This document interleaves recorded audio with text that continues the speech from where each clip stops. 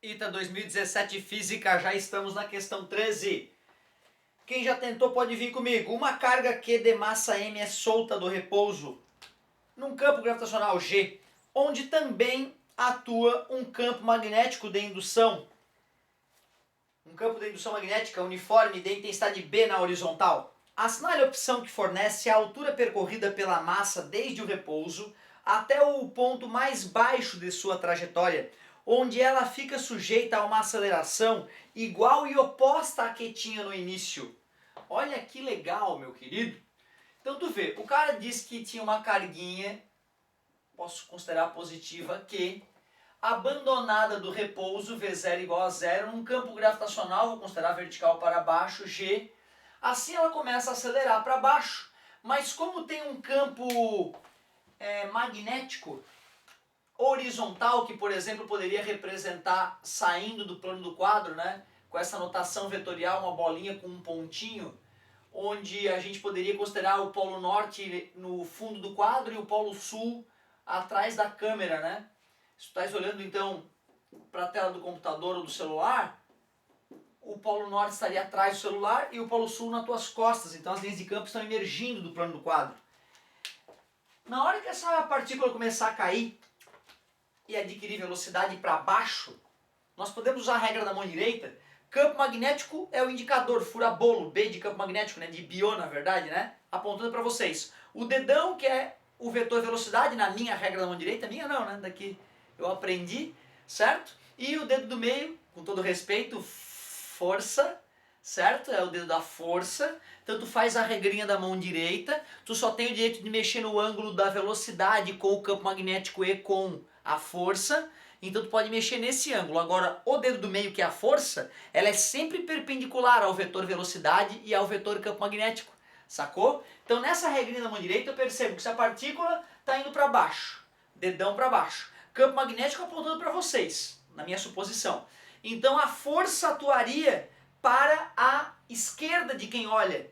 Concordam comigo? E aí então essa partícula começa a descrever uma trajetória para lá, já que a força vai apontar para lá. Bom, ele diz que quando ela chegar no ponto mais baixo da trajetória, que seria por aqui, né? Ela está com uma aceleração oposta, do mesmo valor, mas oposta. Olha, se esse cara está agora com a velocidade para frente, né? Uma velocidade V para frente, a aceleração é do tipo centrípeta, né? A aceleração é do tipo centrípeta para ela apontar no sentido oposto da original. Nós sabemos que a aceleração centrípeta é v ao quadrado sobre r. Concordam comigo? E já que ele disse que ela é o dobro, perdão, já que ele disse que é o mesmo valor da aceleração original em módulo, eu sei que ela tem que ter o dobro do valor. Por quê? Porque se a aceleração fosse g para lá, g para cima com g para baixo daria zero aceleração. Então, para que a aceleração resultante seja g para cima, como já tem uma aceleração g para baixo, essa aceleração centrípeta vai ter que ser 2g. Concordam comigo? Então, a aceleração resultante vai ser 2g para cima menos g para baixo. A aceleração resultante vai dar g, certo? Que é essa aceleração centrípeta que ele está sofrendo naquele momento. Isso é igual, então, a v ao quadrado sobre r. Eu achei uma relação entre a velocidade e o raio. Concordam comigo? Bom, observem que se eu fosse pensar em Torricelli para ver que a altura h que ele teve que descer, né, ou delta h que ele teve que descer para atingir essa velocidade v, o que eu perceberia é que isso vai acabar dando o próprio raio da trajetória naquele momento.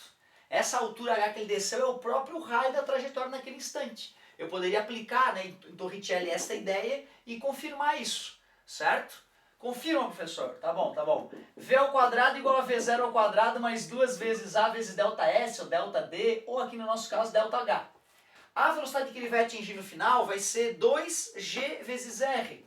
2G vezes R já está ao quadrado, estão percebendo? Já está ao quadrado. Isso é igual a velocidade inicial ao quadrado, mais 2 vezes a aceleração que ele estava sofrendo, né? Era G, e eu estou fazendo esse cálculo na vertical, né? Vezes delta H. Então não adianta, ó, corta 2G com 2G, eu só descubro que a altura que ele caiu é o próprio raio da trajetória naquele instante. Beleza?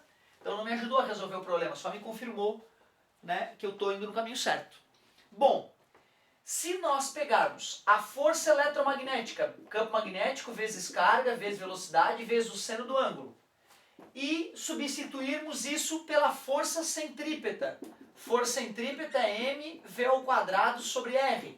É massa vezes aceleração centrípeta. Concordam comigo? Se eu igualar essas duas fórmulas, porque naquele momento, né, a força que está atuando, gerando a força centrípeta, é a força eletromagnética, certo? Apontando para o centro da curva. Observe que à medida que o vetor velocidade for mudando de posição, à medida que o vetor velocidade for mudando de posição, o vetor força também vai mudando de posição, né? Quando o vetor velocidade estiver na horizontal, a força vai ser vertical. Essa força é oriunda, essa força resultante é oriunda do campo magnético, certo? Bom, então eu poderia igualar essas duas relações. mv ao quadrado sobre r, que é a força centrípeta, tem origem eletromagnética B vezes Q vezes V, e nesse caso a velocidade e o campo magnético fazem 90 graus, seno de 90 vai dar 1.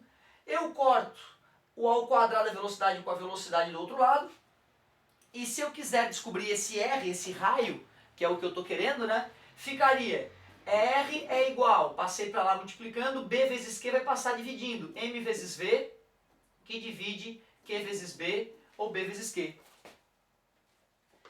Eu só deduzi essa fórmula para mostrar a origem da ideia, porque essa fórmula a galera chama aí de Habib mi v um kib. Então tu vê, quando uma carga elétrica está passeando dentro de um campo magnético, ela vai descrever um movimento, certo, circular, quando a vetor velocidade é perpendicular ao vetor campo magnético, e o raio desse círculo é m vezes v, que divide q vezes b, massa vezes velocidade, que divide quantidade de carga da partícula vezes campo magnético. Aí a galera, para não ter que decorar tudo isso, ou compreender, que seria muito melhor, né? O cara vai lá e decora, Habib, me vê um kibe, por favor. Dá pra acreditar, cara? Às vezes o cara que nem manja tanto de física lembra da piada idiota, Habib, me vê um kibe, mata a questão, que às vezes o ninja vai tentar fazer da forma honesta, pode acabar se atrapalhando, né? Como a vida pode ser injusta, vamos estudar mais para garantir. Meus queridos, o que está faltando então? Está faltando para eu achar o R, certo? Para eu achar o R, eu substituir no lugar da velocidade o valor dela. Concordam comigo? Certo? Eu poderia então colocar no lugar da velocidade, vamos ver como é que vai ficar?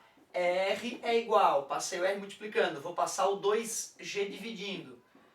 V ao quadrado sobre 2G. O R, que é o que eu desejo, no lugar do V ao quadrado, eu vou colocar isso aqui tudo, ó. Concordam comigo? Eu vou isolar, aliás, eu vou isolar no lugar do V ao quadrado. Deixa eu isolar o V aqui. Como é que ficaria o V isoladinho? Ficaria carga vezes campo magnético vezes R, que divide M. Achei o V. E eu quero V ao quadrado. Então vai ficar o seguinte. R é igual a 1 sobre 2G, V ao quadrado. Quem é o V?